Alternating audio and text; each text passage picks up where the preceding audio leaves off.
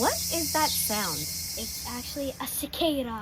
Yep, that incredibly loud sound is coming from this little guy right here. And believe it or not, that loud buzzing sound is not even the strangest thing about this guy. Hey! Because before a cicada ends up here in the trees, they spend most of their life underground. A cicada begins its life as a tiny nymph. It burrows into the soil and uses its straw-like mouthparts to drink fluids called xylem from plant roots. Now, depending on the species, cicadas may spend a few years underground, but some special cicadas called periodical cicadas stay underground for either 13 or 17 years. Then, when the time is finally right, the nymph tunnels to the surface and climbs up a tree or plant or anything else it can grab onto. And then things get even weirder. Its outer covering splits open and a completely different looking cicada slowly wiggles its way out. At first, its new body is soft and pale and its wings are crumpled up. But soon those wings expand and its new exoskeleton hardens and off it goes. And that creepy little shell you sometimes find stuck to a tree, that's not a dead cicada. It's the cicada's old exoskeleton that it left behind. Now, about that noise. Male cicadas have special sound-producing organs on their abdomens called tymbals. They rapidly buckle these structures in and out, producing that famous cicada call. And why are they making all that racket? Mostly to attract female cicadas.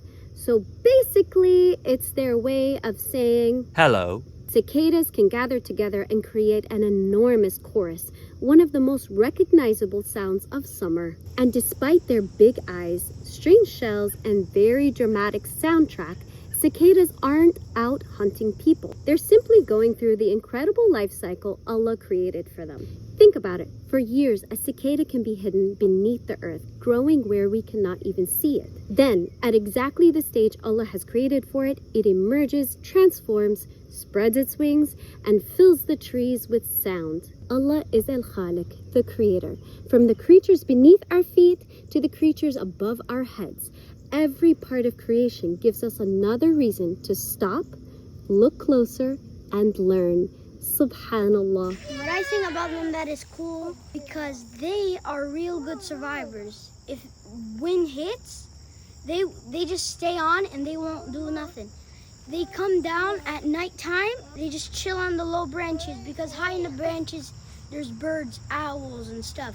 So if you ever stumble by one, don't get scared. Just pick it up with a stick or get a leaf, put it up, or pick it up in your hand. Just put it on a branch and that's it. The cicada and its shell are a contribution from my excellent bug catcher, Abdullah. All right, now what do we do with these guys? We release them. Release them. All right, where are we going to release it at? You lead the way. So let's release you right here. What do you think? Ah, go with me, bro. And the grand release. Ma'as-salama, Mr. Cicada. Have fun doing what you do, making noises.